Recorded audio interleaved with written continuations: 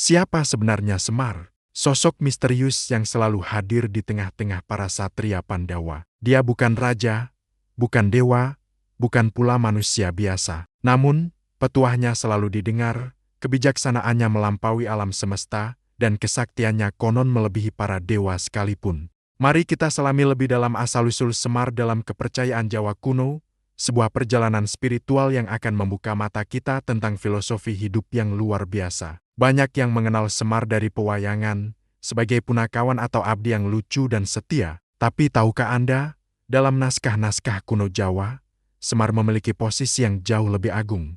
Salah satu sumber utama adalah Kitab Manikmaya, yang ditulis pada masa akhir kerajaan Majapahit. Disinilah kisah asal-usul Semar diceritakan dengan sangat dramatis. Awalnya, Semar bukanlah seperti yang kita kenal sekarang. Jauh sebelum ada alam semesta, yang ada hanyalah kekosongan, sunyi senyap. Dari kekosongan itu, muncullah sebuah telur kosmik yang bersinar. Telur ini kemudian pecah.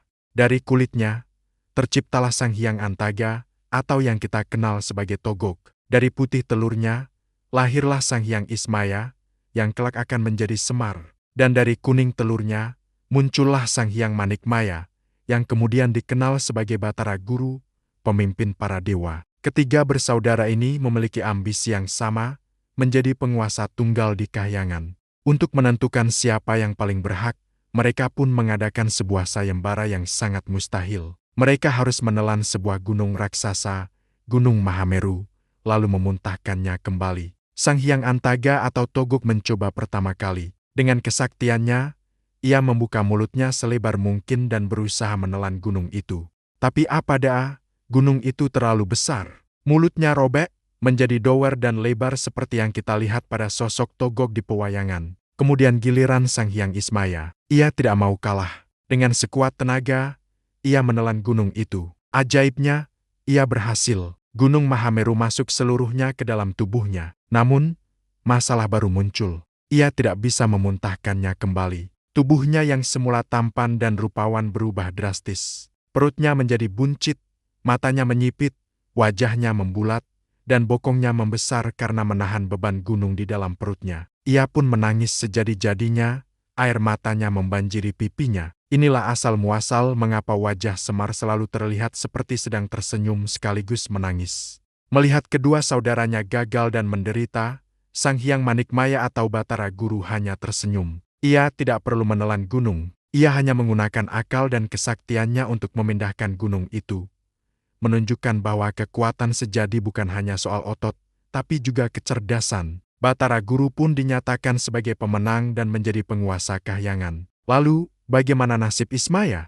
Meski wujudnya telah berubah menjadi buruk rupa, Batara Guru sangat menghormati kakaknya. Ia memberi Ismaya gelar kehormatan, Semar, yang berasal dari kata samar-samar atau tersembunyi. Semar ditugaskan turun ke dunia manusia, menjadi pamong, pembimbing bagi para satria yang berhati lurus dan memperjuangkan kebenaran. Wujudnya yang tidak tampan lagi justru menjadi simbol. Perutnya yang buncit melambangkan kebijaksanaan dan pengetahuan yang tak terbatas. Wajahnya yang tua melambangkan pengalaman hidup yang panjang. Dan senyumnya yang misterius adalah tanda bahwa di balik segala kesulitan, selalu ada harapan dan kebahagiaan. Jadi, Semar bukanlah sekadar abdi biasa. Dia adalah dewa senior, manifestasi dari kebijaksanaan ilahi yang turun ke bumi. Ia memilih untuk tidak menonjolkan diri, hidup di antara rakyat jelata, dan membimbing dari balik layar. Inilah konsep Manunggaling Kaula Gusti dalam filosofi Jawa, di mana pemimpin dan rakyat,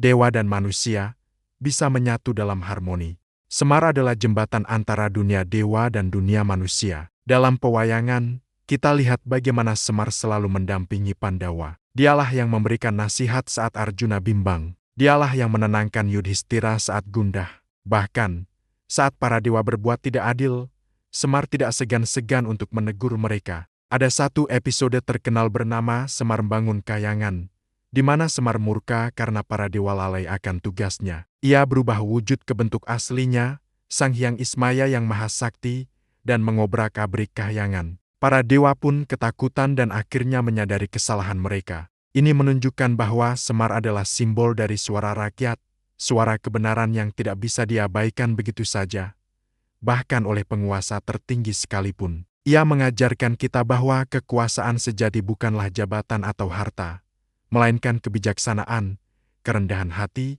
dan kemampuan untuk mengayomi sesama. Sosoknya yang sederhana namun penuh makna menjadi cerminan ideal bagi seorang pemimpin dan panutan hidup bagi kita semua. Kisah Semar adalah warisan budaya yang sangat berharga. Ia bukan hanya tokoh fiksi dalam cerita wayang, tapi juga perwujudan dari nilai-nilai luhur Nusantara. Di tengah dunia modern yang seringkali silau oleh penampilan luar dan kekuasaan, filosofi Semar mengingatkan kita untuk selalu melihat ke dalam, menemukan kebijaksanaan di dalam kesederhanaan, dan mengabdi pada kebenaran dengan tulus. Terima kasih sudah menyimak perjalanan kita menelusuri asal-usul Semar. Semoga cerita ini bisa memberikan inspirasi bagi kita semua. Jangan lupa untuk like, komen, dan subscribe agar kita bisa terus menggali kekayaan budaya Nusantara bersama-sama. Sampai jumpa di video berikutnya.